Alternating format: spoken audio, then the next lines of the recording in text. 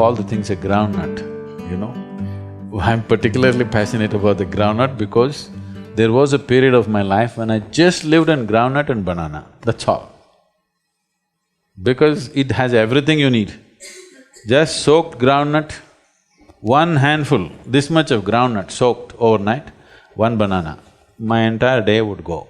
I'm perfectly active, more active than most people will ever imagine.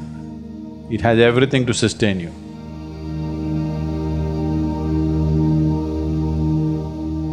It's a complete food by itself. If you soak it for over 6 to 8 hours, it takes away certain aspects which are called as pitta. You know what's pitta? Allopathic doctors don't look at it, but the Ayurveda is based on this, Ushna, Shita and Pitta. It takes away the pitta, and taking this soaked groundnut, chewing it well and eating.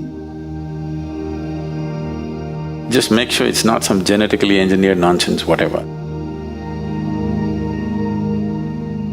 One thing is, it could be genetically modified.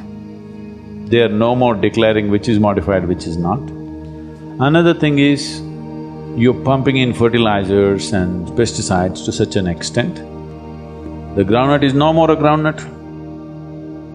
Just make sure it's a more organic thing.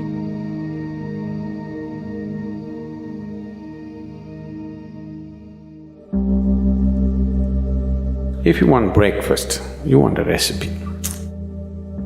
You take a handful of groundnut, soak it in water for 6 to 8 hours, put it in the mixie. If you want to add some fruit, you add a banana, whatever you like. Banana goes well, you can add any other fruit.